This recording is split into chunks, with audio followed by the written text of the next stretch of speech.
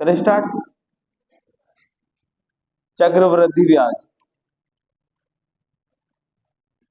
Meaning है interest on interest, यानी कि ब्याज पर ब्याज, ब्याज पर ब्याज। इससे पहले हमने पढ़ा है साधारण ब्याज। क्या जानते हैं साधारण ब्याज के बारे में? सिंपल इंटरेस्ट के बारे में भाई। सिंपल इंटरेस्ट में हमने पढ़ा था यह ब्याज एवरी ईयर, प्रत्येक वर्ष समान होता है। ये तो था मेरे भाई। जब हमने लास्ट टाइम पढ़ा था साधारण ब्याज, तो साधारण ब्याज में हमने सीखा था कि यह ब्याज हर साल समान चलता है। अगर क्या कह रहे भाई, आवाज नहीं आ रही? पढ़ते हैं।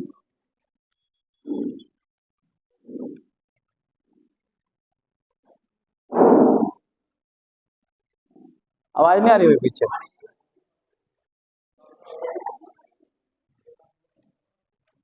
ये हेडफोन निकाल लो आप। यह ब्याज प्रत्येक वर्ष समान होता है। मतलब अगर फर्स्ट ईयर के लिए 20% है तो सेकंड ईयर के लिए भी कितना होगा मेरे भाई? 20% ही होगा। थर्ड ईयर के लिए भी कितना होगा? 20% ही होगा। अगर मैं आपसे पूछूं पहले साल का ब्याज तो आप बताएंगे सर 20%। अगर मैं आपसे पूछूं भैया 2 साल का ब्याज तो आप बताएंगे 40%। और अगर मैं आपसे पूछूं भैया 3 साल का ब्याज तो आप क्या बताएंगे? 60%। क्योंकि ब्याज पर ईयर इक्वल चल रहा है। अगर पहले साल का ब्याज भी 20% है तो दूसरे साल का ब्याज भी कितना होगा भाई? 20% ही होगा। तीसरे साल का ब्याज भी कितना होगा?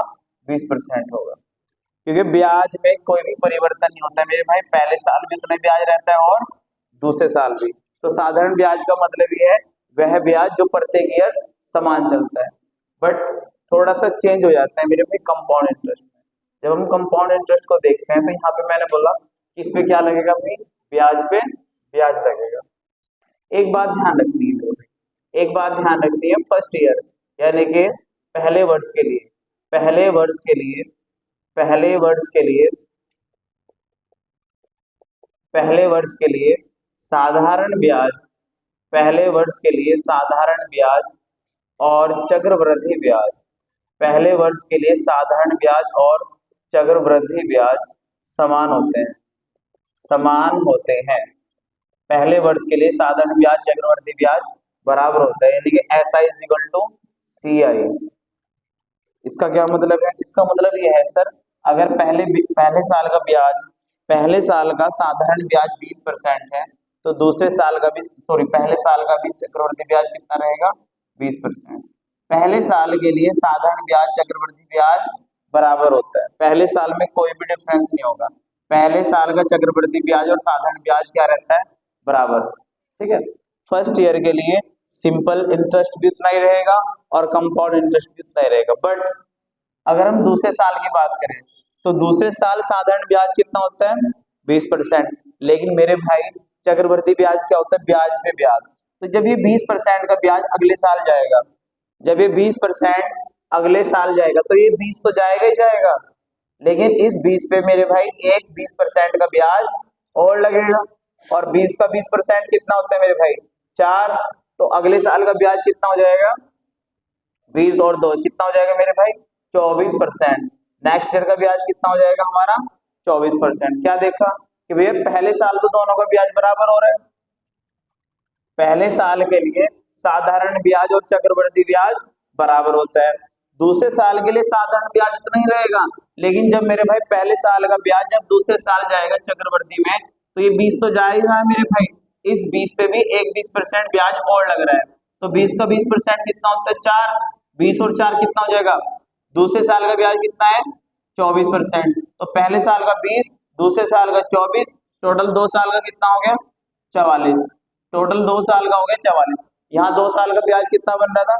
40%। यहाँ 2 साल का कितना बन रहा है? 44%। यहाँ पे ज्यादा क्यों हो रहा है मेरे भाई? ये 2 साल का ब्याज ज्यादा इसलिए हो रहा है क्योंकि क्या होता है, ब्याज पे ब्याज लगता है, ब्याज पे ब्याज लग रहा है, इसीलिए मेरे भाई चक्रवर्ती ब्याज बराबर होता है।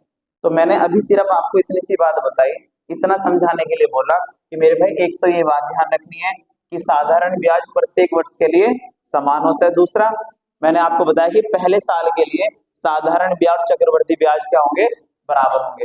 पहले साल के लिए साधारण ब्याज भी उतना ही होगा और मेरे भाई चक्रवर्ती ब्याज भी उतना ही होगा, लेकिन दूसरे साल में चक्रवर्ती ब्याज बढ़ जाएगा, बट साधारण ब्याज हमेशा उतना ही रहेगा।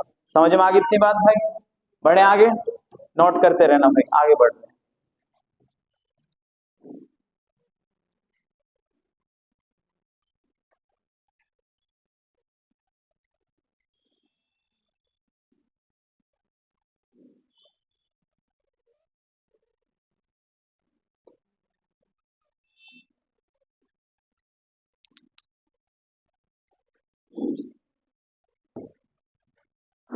रफ कर दे, नोट कीजिए जरा फटाफट इसको। अभी सिर्फ हमने यही जाना कि चक्रवर्ती ब्याज का मतलब क्या है, ब्याज पे ब्याज।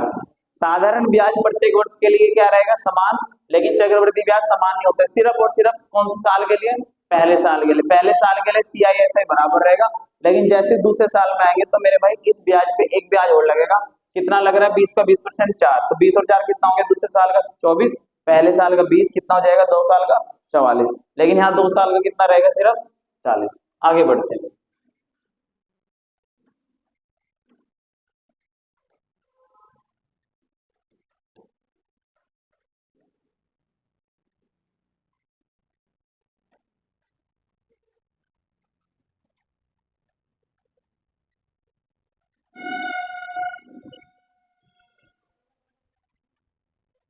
देखो जरा, हम बात कर रहे हैं सीआई की, हम बात कर रहे हैं सीआई की। अगर हमने पहले बोला कि पहले साल का ब्याज 20% है, तो दूसरे साल का भी कितना रहेगा भैया, 20%। टोटल 2 साल का कितना हो गया भाई, 40%। पहले 2 साल का हो गया 40%। लेकिन अगर हम सीआई की बात करें, सीआई में कैसे होगा मेरे भाई, इसमें तो वृद्धि दर होती है। पहले साल का तो ब्याज उतना ही रहेगा जितना साधारण ब्याज है। पहले साल मेरे भाई वहां पे ब्याज कितना था, 20%, यहाँ पे 20%। अगले साल नहीं रहेगा ये, अगले साल मेरे पे 20% नहीं रहेगा, अगले साल चेंज हो जाएगा। मैं 2 साल का निकालता हूँ, याद रखना मेरे भाई, चक्रवृद्धि ब्याज का मतलब है वृद्धि दर, और वृद्धि दर कैसे निकलेगी, x plus Y plus X Y बटे 100 से भी निकाल सकते हो आप। बाकी अभी मैं बहुत सारे मेथड बताऊंगा इसके, जैसे कि देखो जरा, 20 प्लस 20 प्लस 20 गुना 20 बटे 100 कितना हो जाएगा मेरे भाई, 44%। ये हो जाएगा 44%, 2 जीरो से 2 जीरो कैंसिल हो। तो यहाँ देखा जरा, 2 साल का कितना बन रहा था ब्याज, 40%, और यहाँ पे ब्याज कितना बन रहा है 2 साल का, 44%। कितना ज्यादा हो रहा है, 4। क्यों हो रहा है, क्योंकि दूसरे साल में ब्याज लगेगा मेरे भाई, दूसरे साल में ब्याज लगेगा। तो याद रखना वृद्धि दर फॉर्मूला क्या होता है मेरे भाई, x plus Y plus X Y बटे 100। याद रहेगी बात?